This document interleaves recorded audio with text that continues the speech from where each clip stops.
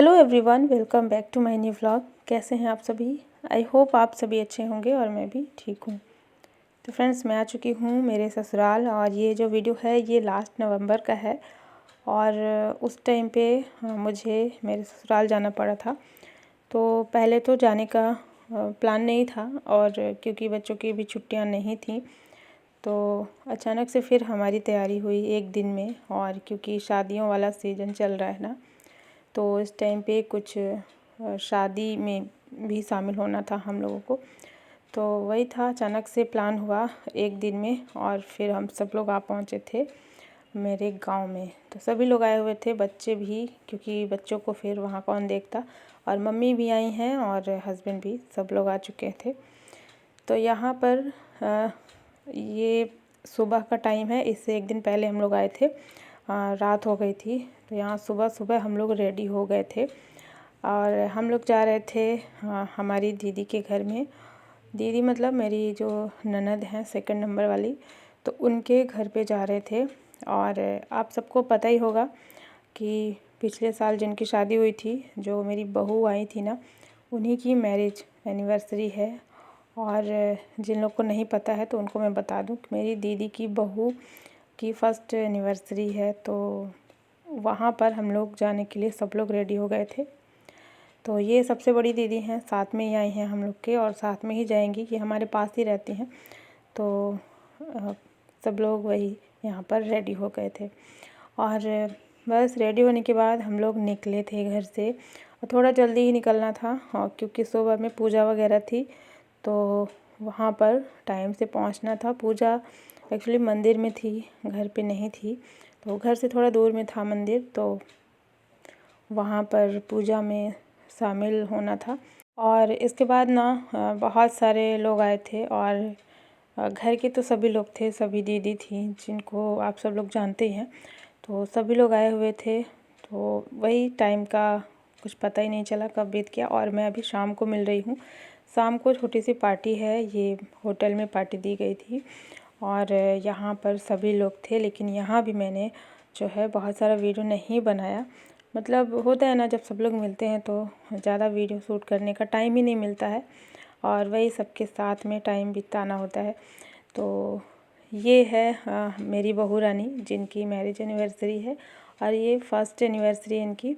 पिछले साल शादी में आप लोगों ने देखा ही होगा, जब मैं शादी में आई थी ना, तो काफ़ी सारे व्लॉग शेयर किए थे मैंने, और आप में से सब लोग जानते होंगे। नहीं जानते हैं तो मैं सबको बता दूं कि ये है मेरी बहू रानी।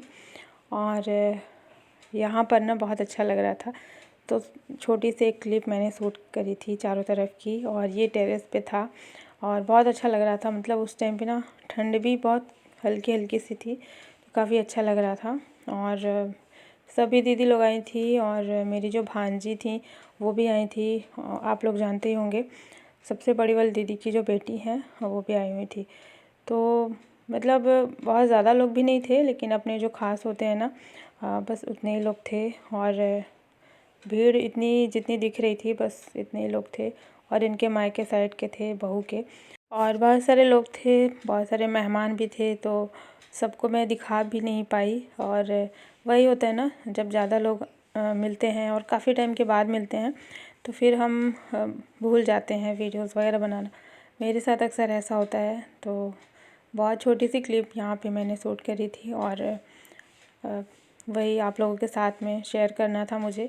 प्रॉपर व्लॉग तो नहीं बन पाया सुबह से लेकर के शाम तक का, और पूरा, क्योंकि समय ही नहीं था। और बस यहाँ पर केक कट चुका था, और इसके बाद फिर खाना वगैरह खाए, खूब सारा एंजॉय किए हम लोग, और बहुत सारा डांस वगैरह। तो ये सारी चीज़ें चल रही थी। और इसके अलावा ना अभी बहुत सारी शादियाँ अटेंड करनी थी मुझे।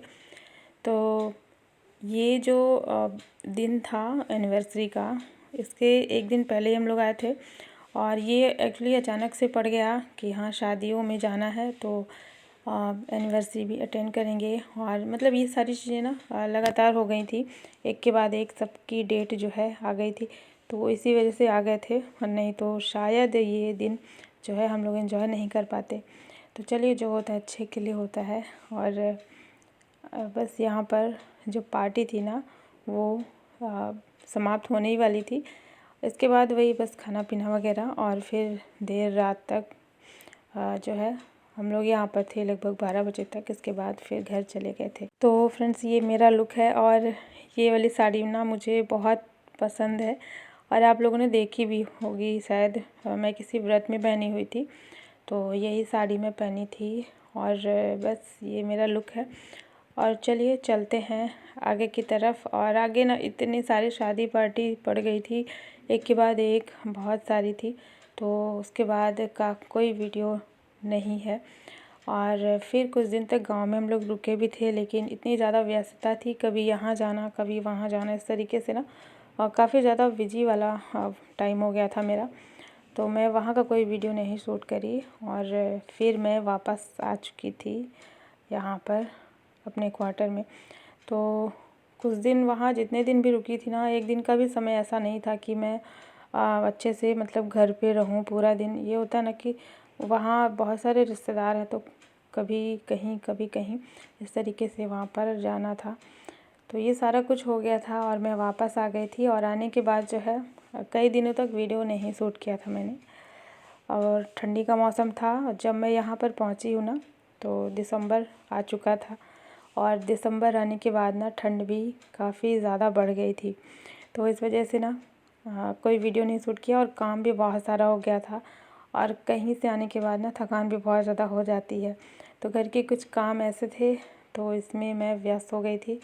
तो ये कई दिनों के बाद मैं वीडियो शूट कर रही थी। यहाँ पर लिट्टी बनाने की तैयारी चल रही थी, शाम का टाइम था ये। तो बस यहाँ पर सारी तैयारियाँ मैंने कर ली थी। प्याज, लहसुन, अदरक, हरी मिर्च और हरा धनिया सारी चीज़ें कट कर ली हैं, और सत्तू में सबको मिला देंगे। और इसमें नमक और नींबू का रस, अजवाइन, मगरैल और सारी चीज़ें जो भी इसमें डालते हैं, तो ये सब मिक्स कर लेंगे, और इसको हाथों से अच्छे से मिला लेंगे। सरसों का तेल मैंने थोड़ा सा ऐड किया है, कच्चा सरसों का तेल। और इसके बाद जो है साइड में मैंने आलू बॉयल होने के लिए रख दिया था, और दूसरी तरफ जो है गैस पे रखा हुआ था एक तरफ टमाटर और एक तरफ बैंगन भुनने के लिए। तो ये सारी चीज़ें चल रही थी, और आलू जो है बॉयल हो गया था, तो इसको भी छील करके और अब इसका चोखा बनाएंगे। तो ये वाली लिट्टी ना चोखा के साथ में अच्छी लगती है। और इस तरीके से अभी मैं जो लिट्टी बना रही हूँ ना, वो जैसे बनती है ना बॉल्स वाली, वही मैं बना रही हूँ। तो इसमें चोखा ही अच्छा लगता है, नहीं तो कई बार ये होता है कि मैं सब्ज़ी भी बना लेती हूँ जूस वाली, तो सब्ज़ी के साथ में भी लिट्टी अच्छी लगती है। लेकिन अभी मैं चोखा बनाऊँगी। और बस यहाँ सबसे पहले मैं टमाटर को मैश कर ले रही हूँ, इसके बाद इसमें बैंगन और फिर इसमें आलू ऐड करके मैश कर देंगे। और बस इस तरीके से जो है सिंपल सा चोखा भी बन जाएगा। और इस चोखा में प्याज, हरी मिर्च और हरा धनिया थोड़ा सा इसमें ऐड कर देंगे, जो कि मैंने बचा कर रखा हुआ था। थोड़ा सा नींबू का रस ऐड करेंगे, नमक और सरसों का तेल इसमें भी 1-2 चम्मच डाल देंगे, कच्चा तेल, तो उसका टेस्ट भी अच्छा लगता है। और बस यहाँ पर जो चोखा है ना वो बन गया था। तो बस ये जो लिट्टी मैं बना रही हूँ ना, इसमें थोड़ा सेकने में टाइम लगता है, और मैं इसको जाली में रख कर सेकने वाली हूँ। पराठे भी मैं बना सकती थी, लेकिन आज मुझे और सबको यही खाने का मन था, क्योंकि ये वाली मैं जल्दी बनाती नहीं हूँ। और ये ना सर्दियों के टाइम पे ही बनाने का और खाने का भी मन करता है, क्योंकि गर्मी में क्या है ना बहुत ज़्यादा फिर गर्मी लगने लगती है, और इसको सेकने में थोड़ा टाइम ज़्यादा लगता है, तो इसीलिए इसको मैं अभी बना रही हूँ।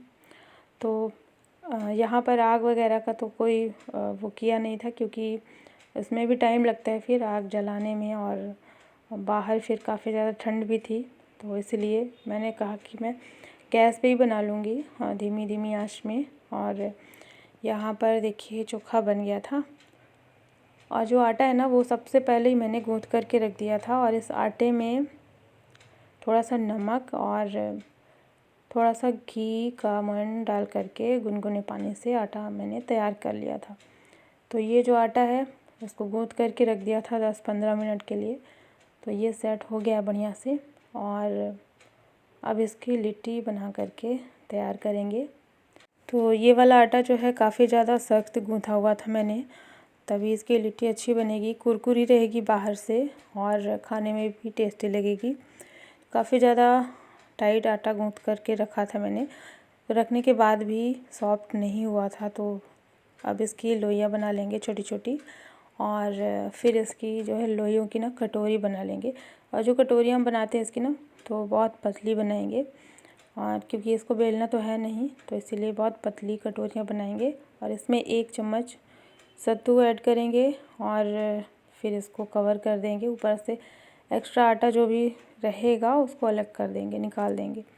और बहुत जल्दी ये वैसे बॉल्स बन जाती है, बस इसको सेकने में समय लगता है। तो धीमी धीमी आंच में ये सीखेगा। तो जब तक ये कुछ सीखेगा तब तक मैं बनाती भी जाऊंगी एक तरफ और एक तरफ ये बनता भी जाएगा।